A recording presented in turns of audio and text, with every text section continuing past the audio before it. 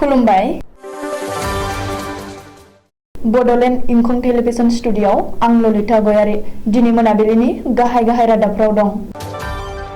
कारुपेटिया थानानि असि उत्पल बराखौ एरेस्ट। बारग' मन्त्रि अरथेन्दु कुमार देआ रुंसारि जाबाय। राङारि मन्त्रि अजन्ता नेवखौ मासि एंगारनो बारग' एमपि रमेन बेकानि दाबि। अदालगुरियाव आंखालनि थाखाय सानै बैसोगोरा बिसि फिसाया जिउ फोजोबनानै लादों। बङाइगावआव सासे जेहादिखौ हमदों। निरवाना गार्डेनाव जर'खा बड' नेशनेल कन्भेन्सन। दावबायारिफोरनि बेसेन बांनायखौ लानानै मानास माहारियारि पार्कनि नैथि गेटआव सोमावसारदों। चिरांनि काजलगावआव आलादा रायजो बड'लेण्ड दाबिनानै बनसुआ गोसोखांलाय गथायदों। दानिया फैदो आबुं रादाबाव।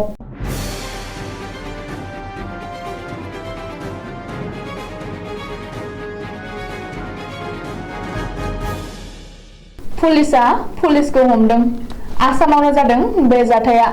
जोबनायाव कारुपेटिया थानानि असिया हमजाबाय। नंखाय केस थिसननानै रां दाबिनायनि अजदाव कारुपेटिया थानानि असि उत्पल बराया एरेस्ट खालामजादों। मिथिनो हानाय बादिब्ला उत्पल बराया नंखाय केस थिसननानै सासे डाक्टर आरो सासे फोरोंगिरिखौ हमदोंमोन आरो बिसोर सानैनिफ्राय असि उत्पल बराया 5 लाख रां दाबि खालामदोंमोन। उत्पल बराया JJM बिथांखिनि पाइप खावनायनि मोनसे नंखाय केस थिसननानै डाक्टर आरो फोरोंगिरिखौ हमदोंमोन आरो बेनिफ्राय उदां खालामनो थाखाय बिसोरनिफ्राय नोगोद 5 लाख रां दाबि खालामदोंमोन। मख'नो गोनांदि उत्पल बराया टुला थानायाव असि जानानै थानाय समावनो बे जाथाया जादोंमोन। नाथाय उननि समाव उत्पल बराया टुला थानानिफ्राय कारुपेटियाव ट्रेन्सफार जायो। बबेखानि बे खौरांखौ सुजुनाय समहालागै एरेस्ट खालामजानाय कारुपेटियानि असि उत्पल बराखौ मंगलदै थानायाव लाखिनानै पुलिसआ जेरा खालामगासिनो दं होननानै मिथिनो हादों। आसामनि बारग' मन्त्रि अरथेन्दु कुमार देआ आरो गैलिया। गोब्राब जब्रायाव जिउ गोमाबाय आसामनि बारग' कंग्रेस मन्त्रि अरथेन्दु कुमार देआ। थांनाय हरनि 1:30 रिंगायाव बारग' मन्त्रि अरथेन्दु कुमार देआ गुवाहाटी मेडिकेल कलेज आरो देहा फाहामसालियाव जोबथा हां लाबाय। 84 बोसोर बैसोआव बे संसारखौ नागारबाय बारग' मन्त्रि अरथेन्दु कुमार देआ।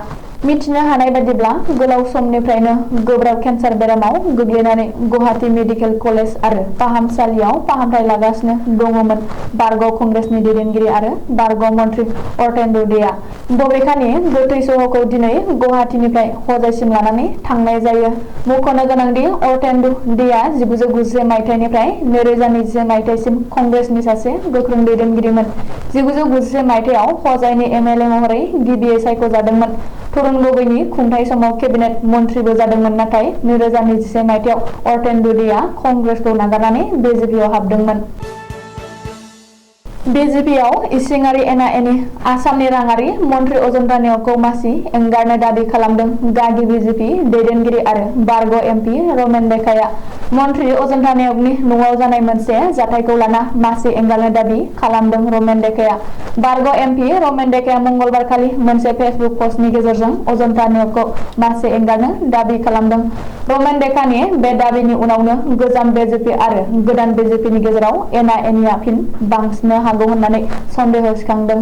मख'नो गोनांदि थांनाय रबिबारखालि मन्त्रि अजन्ता नेवगनि जालुकबारिनि न'आव सासे आइजोखौ बोखांनो हादोंमोन। जाय आइजोखौ मन्त्रिनि देहा बेंग्राया जोबना दोनदों होननानै माखासे खौरां बिजोङावबो फोसावनाय जादोंमोन।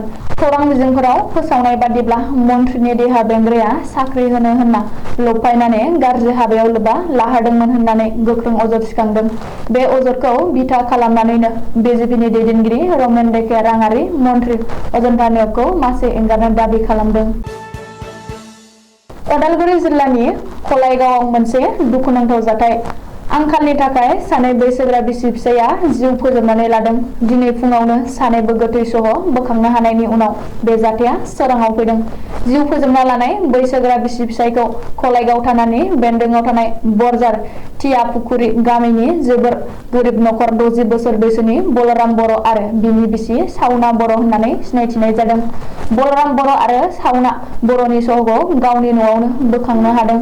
बबेखानि सावनानि सह'खौ न'नि उनथिंजों हायाव गोग्लैनानै थानाय आरो बलरामनि सहखौ फांसे दंफाङाव गोदोनायाव देवलोंलालायनानै थानाय थासारियाव बोखांनो हायो। बोराय बुरै बैसोआवबो जिउ दावहायाव जेननानै आरो आंखालनि थाखाय सानै बैसोगोरा बिसि फिसाया गावखौनो फोथैना लानाय जाथाया ओनसोलाव बयखौबो सोमोनांहोदों। मिथिनो हानाय बादिब्ला बलराम आरो सावनाया सानै फिसाजोखौ बिलाइ हरखांनायनि उनाव बिबायना जायोमोन। ओरैहाय बिसि सावनाया गोलाव समनिफ्रायनो गोब्राब बेरामाव गोग्लैदोंमोन। नाथाय रांनि आंखालाव बलरामा बिसिखौ फाहामथाय होनो हायाखैमोन। बबेखानि गोबांथार आर'जलाइ गथायनायनि उनावबो बिमा बिफाया जेबो रोखोमनि सोरखारि खाबुखौ मोनाखैमोन। आंखाल आरो जोबोर गोरिबनि थाखायनो बिमा बिफाया बे जोबथा हाबाखौ मावनो गोनां जादों होननानै फिसाजोआ खौरां बिजोंनि सिगाङाव बुंथिदों। बे जाथायनि बागै खौरां मोननाय लोगो लोगो पुलिसआ जाथायसालियाव थांना सानैबो सहखौ बोखांहोयो आरो नायबिजिरनो जागायो। नाथाय मा जाहोननि थाखाय सानै बैसोगोरा बिसि फिसाया जिउ फोजोबनानै लादों बेयो दासिम रोखा जायाखै। 15 आगस्ट भारतनि उदांस्रि साननि सिगां बङाइगावआव सासे जेहादी हमदों। बङाइगावआव हमजानाय जेहादीखौ गवालपारा जिल्लानि पाकिउरावनि आब्बास आली होननानै सिनायथिनो हादों। रिपर्ट बादिब्ला आब्बास आलीनि न'आव थानानैनो बांलादेशनि उदखारि जेहादीनि आफादारि खामानिफोरखौ आसामाव मावगासिनो दङमोन। पुलिसआ फोरमायनाय बादिब्ला मेहबुब मुंनि बांलादेशनि उदखारि आफाद आनसार उल्लाह बांला टीमनि सासे सोद्रोमाया थांनाय डिसेम्बर दाननिफ्रायनो आब्बास आलीनि न'आव थानानै आफादनि खामानि मावदोंमोन आरो बै बांलादेशी जेहादी मेहबुबखौ आब्बास आलीआ जाहोदों थाहोदों मबाइल सिम दिहुननानै होनायजों लोगोसे माखासे खामानि मददबो खालामबोदों। बबेखानि मेहबुबा बरपेटा आरो बङाइगाव जिल्लानि माखासे ओनसोलाव लाइमोनफोरखौ फोरोंथाय होनायजों लोगोसे आफादारि खामानिफोरखौ मावगासिनो दङमोन होनना पुलिसआ फोरमायदों। मख'नो गोनांदि बरपेटा आरो बङाइगावआव बांलादेशी जेहादी खामानि मावनाया सोराङाव फैनायनि उनावनो जगिगफा थानायाव एजाहार होना लोब्बा गोनां 7 सुबुंफोरखौबो हमदों। नाथाय मेहबुबा दासिमबो खारखुमानानै दं। बिनि थाखायनो मेहबुबनि बागै आरोबाव बांसिन मिथिनो हानाय आब्बास आलीखौ हमनानै पुलिसआ जेरा खालामदों। आथिखालनि बर' हारिनि थामोनथा आरो थासारिखौ सावरायनो थाखाय कक्राझार जिल्लानि कदमतला निरवाना गार्डेनआव मोनसे जर'खा बड' नेशनेल कन्भेन्सन जथुम लादों। 1 आगस्ट 2022 समबारखालि सानसेनि हाबाफारिजों जे जर'खा बड' नेशनेल कन्भेन्सनखौ खुंनो लानाय जादों होननानै मिथिहोदों। सुलुङाव फोरमायनाय बादिब्ला थांनाय 2020 मायथाइनि 27 जानुवारियाव भारत सरकार, आसाम सरकार आरो एबसुखौ लाफानानै एनडिएफबिनि मोनब्रै हानजाजों लोगोसे इउपिअनि गेजेराव जालांनाय बर'नि थामथि बिटिआर गोरोबथायाबो बे सावरायनायाव जायगा मोनगोन। बे जर'खा बड' नेशनेल कन्भेन्सनाव बारग' एमपि सानसुमा खुंगुर बसुमतारिजों दैदेनजानाय all India Bodo' people's national league for Bodoland स्टेटहुडजों लोगोसे दुलाराय बर' समाज, दुलाराय बर' आबादारि आफाद, बड'लेण्ड जनजाति सुरक्षा मंच, दुलाराय गुदि बाथौ आफाद, बर' रायग्रा जथुम, अदालगुरि जिल्ला स्टुडेन्टस राइट कमिटि आरो गोबां लोब्बायारि आफादफोराबो बाहागो लागोन होननानै मिथिहोदों। बे जर'खा जथुम्मायाव जायखिजाया हारिखौ सिबिग्रा एबा बर'नि दैदेनगिरिफोरहाबो बाहागो लानांगोन होननानै सुलुङाव फोरमायदों। मानास माहारियारि पार्कआव जायगानि आरो गुबुन गुबुन जायगानिफ्राय फैनाय दावबायारिफोरनि बेसेन बांहोनायखौ लानानै दुंहाव थासारि सोमजिनाया जाफ्लेगासिनो दं। दिनैबो गासै दल संगठन ज' जानानै जिप साफारि हानजा, hotel association, guide association, driver हानजा आरो गासै फरायसा हानजाफोरा सोमावसारनायाव बाहागो लाफैदों आरो लोगोसे बिथांमोनहा दिनै सोमावसारनायाव मुसुखा सावनानै ओनसोलखौनो गोमसारहोयो। बिटिआरनि चिफ प्रमद बर', बिटिआरनि हाग्रा बिफाननि मावफुं सोद्रोमा रनजित बसुमतारी, डाइरेक्टर फैबक सिंह माथुर, सिएसिडि अनुराग सिंह मोननि मुसुखाखौ सावनानै स्लगान होनायजों बेसेन बांनायखौ जों गनायनानै लानो हाया। बिटिआर सरकार हाय हाय बायदि बायदि स्लगानजों ओनसोलखौनो गोमसारहोयो। सोमावसारनायजों लोगोसे माखासे जेंनाफोरखौ सुफुंनायनि दाबियाव गोख्रों सोमावसारनानै खुद्रिखांनानै फोरमायो। 9 जुलाइनिफ्रायनो सोमावसारनाया सोलिदोंमोनब्लाबो सरकारनिफ्राय जेबो खौरां फैयाखै। बिनिखायनो सोमावसारनाय हाबाफारिया जालांबाय थागोन होननानैबो फोरमायदों आरो सरकारा सोमावसारनायखौ नुनानैबो जेबो देहायाव नांनायखौ नुनो मोननाय जायाखै। बिनिखायनो गोख्रोंसिन सोमावसारगोन आरो दिनैनिफ्राय लानानै 7 सान सोमावसारनाय हाबाफारियाबो सोलिबाय थागोन आरो सोमावसारनाय हाबाफारियाव नुनो मोनबाय थागोन। गासै दल संगठन मानास माहारियारि पार्कखौ रैखाथि होनोब्ला थाबैनो सावरायनो सरकारखौ खावलायदों। चिरां जिल्लानि काजलगाव जिल्ला बेंगिरिनो बनसुआ आलादा रायजो दाबिनानै गोसोखांलाय गथायदों।